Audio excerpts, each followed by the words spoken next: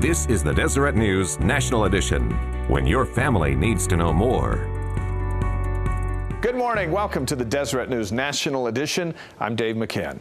Thousands of unaccompanied immigrant children awaiting news of their fate from U.S. authorities. They're caught in the middle of what the White House calls an urgent humanitarian situation. In a moment, we'll discuss how churches and faith-based organizations are getting involved. We begin with an overview of the situation. House Republicans are calling for a surge of National Guard troops and streamlined deportations to battle the immigration crisis at the southern border. Hopefully, by the end of the week, we'll have a better idea of how we might move ahead. Democrats want to care for underage immigrants until they're sent home. How does an 8-year-old make a credible case without the assistance of an attorney, without getting the documentation necessary to make a case before the judge? And lawmakers have the next 2 weeks to find middle ground. One bipartisan plan being pushed by two Texans, Democratic Congressman Henry Cuellar and Republican Senator John Cornyn.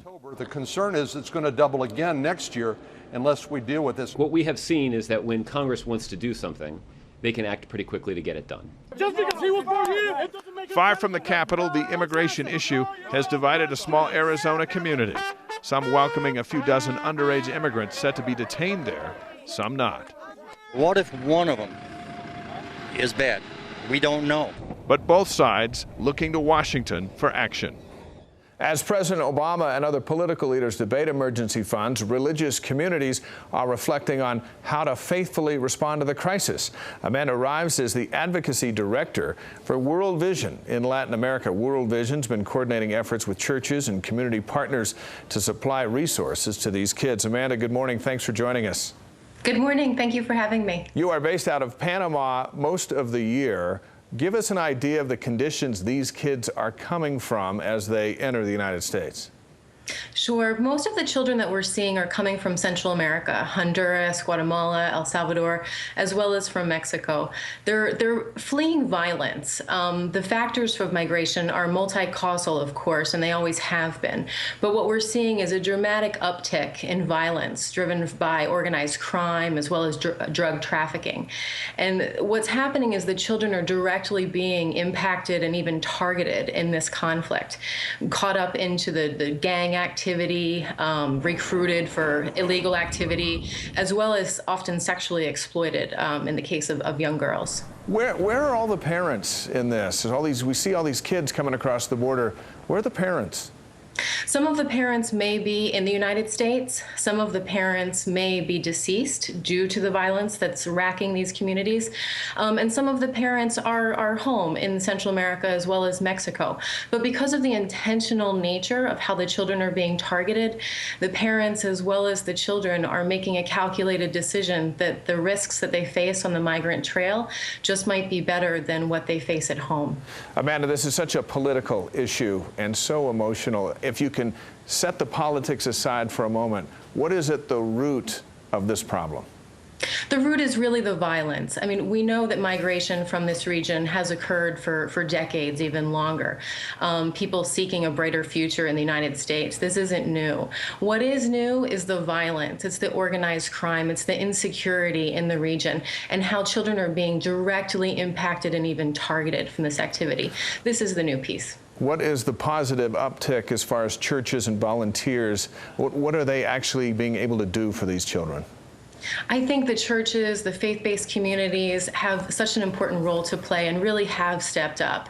World Vision is working through partners in the United States as well as through south of the border.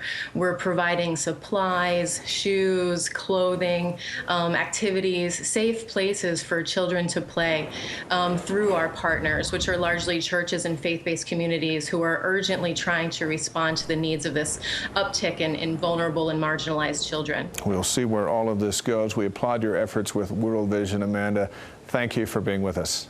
Thank you very much for having me, and thank you for your prayers. You got it. Another challenge, seniors and gambling. Casinos are a favorite stop for many older Americans. I spent 20 years living in Las Vegas and witnessed the relationship firsthand. Deseret News financial reporter Michael DeGroot back with us this morning. You've looked into this issue. You've looked at the surveys. Why are seniors gambling? I took the fun bus. Well, they're gambling. If you ask them why they gamble, there's lots of different reasons, like they're doing it for the fun and for the social social aspects of it. It is something to do. But really, only 6% of them say they do it actually to gamble itself. And it's a social thing, isn't it? Well, how big of a deal is that? Well, that's what they're going to do. But really, when it's not as social when it comes down to actually being in the casino. It's social on the way going there, right. social way thinking about it, social while you're eating. But when you're actually in the casino itself and gambling, it's a lonely. It's like you and the machine.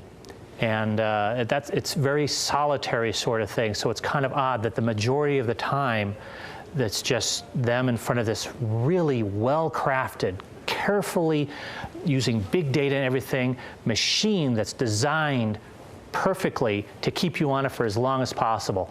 This is a huge demographic for casinos. Mm-hmm. There is a huge target to get seniors inside to gamble away their money.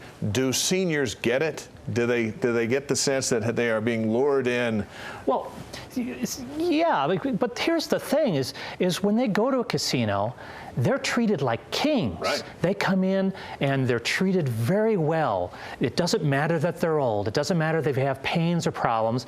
People are catering to them, and it's a shame our society really doesn't have other places that look so directly to seniors the way that casinos do. Gambling away your money is a lonely feeling, and you do it by yourself.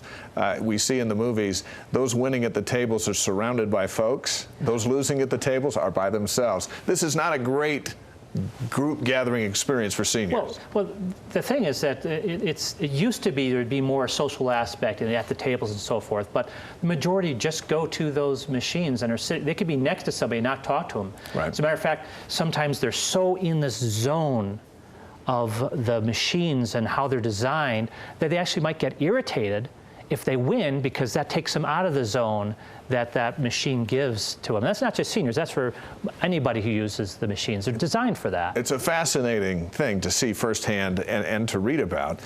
When we think of people becoming addicted to things, we usually think of young people who don't know better, getting addicted as they get exposed to this. Seniors and addiction to gambling, they're just as vulnerable, aren't they? They're just as vulnerable, and in some cases, if they're older, they might be more vulnerable. We see this. That's why seniors are often targeted for con men, is because as you get older, some people start losing some abilities. Not everybody, but some. So there's that aspect of it. But these things are designed specifically to find the people who are going to spend the most on them. And as a matter of fact, casinos, 35% to 55% of casinos' revenues come from problem gamblers. And that's even if it's just the lowest rate, 35%, it's coming from people with problems or addictions. That's a huge part of their industry that's coming from very vulnerable people. And even as this interview airs, there are casinos in Las Vegas targeting seniors that are packed this morning. Yes. And everyone trying to win big.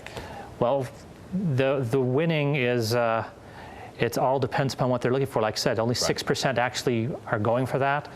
The winning, unfortunately for them, is that they're finding people who care about them, and it's a judgment against society that we don't have that more other places. Then they're off to the buffet, and that's a whole other issue. Oh, the buffets. Love the buffets. Michael, thank you for being with us. You can read much more from Michael DeGroot, and you can find him at Deseret News National Edition. Very talented writer, and you can read much more about seniors and gambling if you so desire. Well, speaking of that quest to win, everybody likes to win a prize, but in the story you're about to see, the only winners are con artists just over the border. They're using big jackpots to steal money from the aging adults we've been talking about. Debbie Dujanovic shows us how scammers con their victims to send cash to a foreign country. The Better Business Bureau estimates Americans lose $100 million a year to foreign lottery schemes. But here's what might surprise you. I found out a lot of it goes to con artists in Canada. By phone, by mail, by computer, Canadian con artists are infiltrating the minds of our elderly. It was your savings, wasn't it? Savings, yeah. Right. All my savings. Larry Warner shipped $8,000 of his own cash to Canada, inside magazines. So you thought you'd won a lottery? Yeah, that's what I was interested in. A promise of a $650,000 jackpot. Yes, that's the letter. Arrived in Larry's mailbox, and he called the phone number. And he was very nice to me. That nice guy tricked Larry into sending money to cover the taxes on his big payout. And you've never received any lottery earnings? No. Here we go again. Dad's been scammed 4 times now. Larry's daughter found police were little help. Sorry, we cannot help you. It's not what we do. And she knows Dad is an easy mark. Dad, you've got a target on your back, and they're going to come at you as long as you're breathing. Con artists are experts in psychology. They'll solicit questions from you so they act as if they're your friend, even though they know nothing about you. So you can see the psychological games that they use. Laura Polacek of AARP showed me a new Fraud Watch website her organization recently launched. I called telling a person they'd won $350,000. Users can share their own experiences, learn about new schemes, and sign up for email alerts. You'll get alerts about what actually is going on in your own community. Polacek recommends children share this site and talk to their aging parents. After all, con artists share information. One thing that's particularly insidious is sometimes they sell Alzheimer's lists, and they'll call people with Alzheimer's, and they'll say, "Where's the check?" And the person will know their memory is diminished. And they'll say, "Oh, I'm sorry, where am I supposed to send it?" I can't trust anybody at all. Larry Warner took a big step to keep his money safe. I put both of my daughters in charge of my money. So scammers won't get their hands on his money. Debbie Dujanovic reporting financial experts say family members can take legal steps to protect a loved one's bank account, and they recommend you work with the bank to put those safeguards in place. The movie rating system faces constant criticism, and now there's talk about doing away with the PG-13 rating altogether.